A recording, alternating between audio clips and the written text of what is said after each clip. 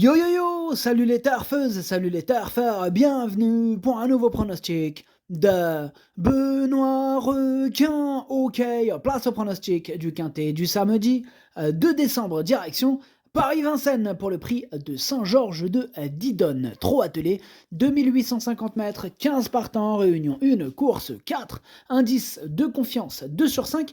Il y a un rendement de distance de 25 mètres à partir du numéro 6. Cette vidéo, je la tourne avant l'arrivée du quintet de ce vendredi. Je reviendrai dessus, bien sûr, demain. Ok, c'est parti, on commence le pronostic et on commence avec le numéro 1, Ortino, et on écoute l'entraîneur Charles-Antoine Marie. Bonjour, Charles-Antoine. Oui, bonjour. Alors, Ortino, il a eu un assez bon comportement dernièrement. Bon, il n'est pas d'un courage à toute épreuve et il faut que cela vienne à lui, d'une certaine manière. Alors, la course s'est jouée au sprint. Il court honorablement. Ici, face à une telle opposition, il aura du mal pour les premières places. Bon, s'il peut pister, il peut accrocher une petite place. Ok, merci Charles-Antoine Marie. Moi, ce numéro 1, je l'ai pas retenu. Bon, maintenant, c'est lui le chef et le capitaine de ma petite liste des possibles casseurs de tickets repérés, donc attention tout de même. On enchaîne avec le numéro 2, Unadora, et on écoute Nicolas Delamarre. Bonjour Nicolas. Oui, bonjour. Une Adora a trouvé son jour à Vincennes le mois dernier. On a bénéficié d'un très bon parcours, même s'il a fallu progresser dans la montée, ce qui n'est pas son point fort. Elle a redonné un coup de rein victorieux, elle est tributaire du parcours, mais elle a l'avantage de partir en tête. Si elle peut patienter à l'économie, elle me paraît encore compétitive, elle a sa place à l'arrivée. Ok, merci Nicolas. Alors lui, par contre, numéro 2, je l'ai retenu, il me plaît bien, je l'ai mis 5e. Là, on enchaîne avec le numéro 3, Guélise, et on écoute Théo Radou. Bonjour Théo. Oui, bonjour. Alors, Guélise, il a montré au Mont-Saint-Michel qu'il manquait encore de ténacité. Et cette course arrive bien dans son programme au premier échelon. Alors pour autant, ce n'est pas un objectif, elle va lui permettre de monter en condition physique afin d'arriver au mieux pour un engagement fin décembre. Vu l'opposition et sa forme, sa tâche s'annonce compliquée. Ok, merci Théo. Alors, ce numéro 3, lui, je ne l'ai pas retenu. On passe au numéro 4, Frischti, on écoute Jonathan Van Merbeek. Bonjour Jonathan. Ya, bonjour.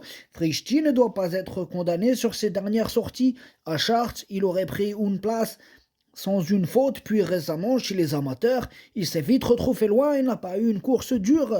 Il peut donc se présenter de façon rapprochée.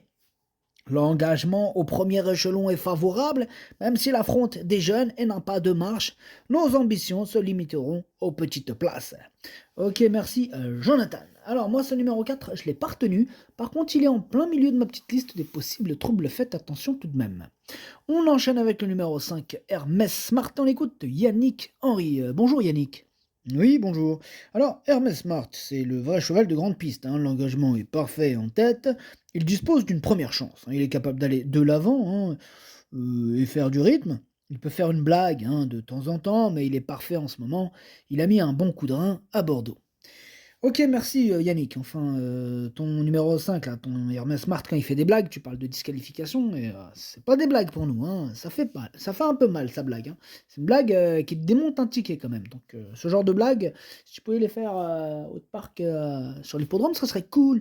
Bref, ce numéro 5, du coup, lui, je l'ai retenu, mais évidemment, je l'ai retenu. Vous me direz, bon, parce qu'il a une première chance maintenant. Le problème, c'est que part au galop de temps en temps, là, il prend un peu la tête. Voilà, je l'ai mis 6e en espérant qu'il reste au trot. On passe au numéro 6, Hymne du Gers, et on écoute Jean-Michel Bazir. Bonjour Jean-Michel. Ouais, bonjour. Hymne du Gers, il a fait afficher un bon chrono dernièrement sur les 2850 mètres. Bon, il retrouve le même parcours et cela devrait coller, même s'il rend la distance. Il reste en belle forme, je le défère des 4 pieds à nouveau. Il dispose d'une très bonne chance. Ok, ça marche, merci Jean-Michel, qui affiche une grande confiance. Ce numéro 6, c'est lui mon préféré, et je l'ai installé en tête. On enchaîne avec le numéro 7, Edic Gemma, et on écoute Marc Sassier. Bonjour Marc. Oui, bonjour. Edic Gemma, il a fourni sa valeur pour son retour à Vincennes. Il a fait des efforts en début de course avant de reculer derrière un rival battu. Il s'est un peu relancé ensuite, il courait bien, vu les circonstances. Ici, il rend la distance. Cette course n'était pas forcément prévue à son programme, mais cela s'est creusé. Je crains Hymne du Gers en priorité, mais il est capable de terminer sur le podium. Ok, ça marche, Marc. Alors moi, ce numéro 7, il fait partie de mes préférés. Je l'ai mis très haut, je l'ai mis 2e et j'y crois. On enchaîne avec le numéro 8, Urella, et on écoute encore Jean-Michel Bazir. Encore toi, Jean-Michel, on t'écoute encore. Oui, oui, oui, oui. Alors, Urella, il va rester ferré cette fois. Bon, elle est pas très bien engagée, elle doit affronter les mâles. Bon, elle est à la campagne, elle n'a pas été travaillée en vue de cette course. Elle aura d'autres engagements à venir. Ici, dans cette configuration, elle aura du mal à disputer l'arrivée. Ok, d'accord. Donc c'est pas du tout une première chance. Bah moi ce numéro 8 je l'ai pas retenu, mais bon, il est quand même à l'arrière de ma petite liste des possibles troubles faits. Je me dis, en cas de défaillance, attention tout de même, hein, voilà, il va pas l'empêcher d'arriver non plus si ça part en cacahuète devant. On passe au numéro 9, Hannibal Tuileries, on écoute Charles Marcel Bruno. Bonjour Charles Marcel. Oui, bonjour.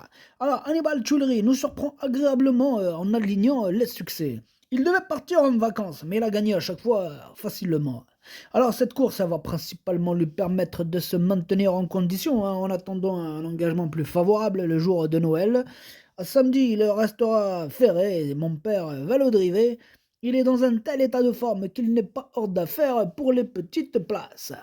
Ok, merci Charles Marcel Bruno. Bon, vous avez entendu, hein, évidemment c'est pas une course visée, mais il est tellement en forme, hein, il enchaîne des super performances que sur sa forme, moi en tout cas il me fait tellement peur que je l'ai gardé. Voilà, je l'ai mis, bon, en bout de combinaison, mais je l'ai gardé.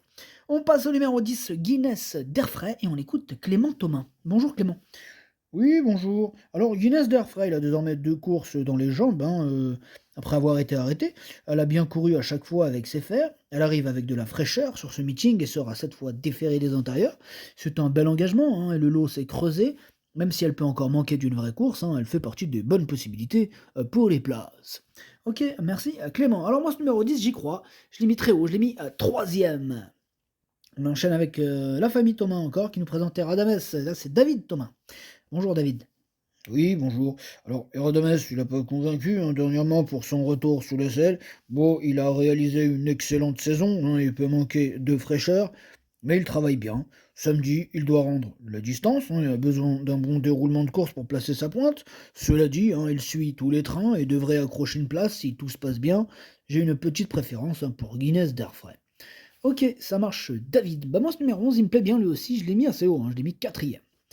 Bah on passe au numéro 12, Ghostbuster, et on écoute Madame Séverine Raymond. Bonjour Madame.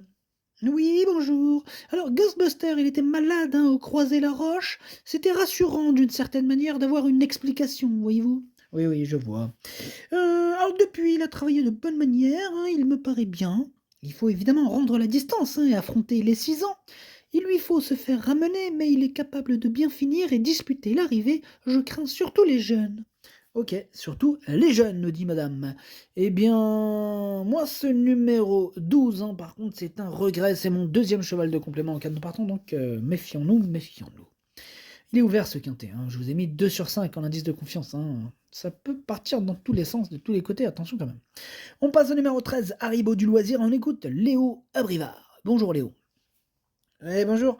Alors, Haribo du loisir, il avait été arrêté un moment, suite à un petit souci à une jambe.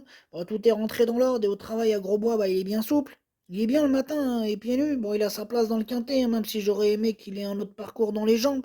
Hymne du Gers et Radames sont à craindre en priorité. Ok, on t'écoute, on prend note, merci Léo. Moi en tout cas ce numéro 13 il me prend la tête. Je sais pas que prendre des notes, il me prend la tête, ton 13.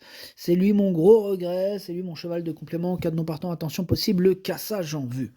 On passe au numéro 14, Hakim de Chenu, et on écoute Pierre Pelleroux. Bonjour Pierre. Oui, bonjour. Hakim de Chenu, il a connu des problèmes pulmonaires ces derniers temps, il n'a pas pu se mettre en évidence. Ouais. Cette course, ça va me permettre de voir s'il faut continuer ou l'arrêter quelques mois, tu vois. Voilà, il sera mis en mode compétition, mais bon, il n'a pas de référence à l'athlète, il peut être écarté sans risque, tu me le vires. Pas besoin de le retenir, ok. Ok, donc on peut l'écarter. Tu comprends pas ou quoi? Je viens de te dire, tu peux le rayer. Il est con, lui. Ok, excuse-moi, Pierre, c'est bon. Oh, énervé. Ouais. Bon, ok, bon, bref. Merci, Pierre. Alors, ce numéro 14, moi, je ne l'ai pas retenu. Et on termine avec le numéro 15, Gaïa d'Ocagne. On écoute Jean-Philippe Raffegeau. Bonjour, Jean-Philippe. Ah bonjour. Gaïa d'Ocagne, elle s'est retrouvée bloquée derrière un rival sur ses fins. Dans le dernier tournant, la dernière fois, il n'a pu s'exprimer. Alors sa forme ne fait aucun doute, mais elle a des gains et elle n'a plus de marge de manœuvre. Ouais, c'est ça le problème. Alors samedi, elle revient dans une catégorie moins relevée. À l'issue d'un bon déroulement de course, elle devrait s'immiscer dans le quintet. Ok, merci. Jean-Philippe. Alors moi, ce numéro 15, je l'ai retenu, mais plutôt en bout de combinaison. Le pronostic, ça donne 6, 7, 10, 11, 2, 5, 15, 9. Merci d'avoir suivi cette vidéo. N'hésitez pas à mettre un pouce bleu si la vidéo vous a plu. Pour accéder à tous mes tickets pour la course du quintet, rendez-vous directement en description de la vidéo. À jouer avec modération. Bonne chance. Chopez-le moi. Ciao.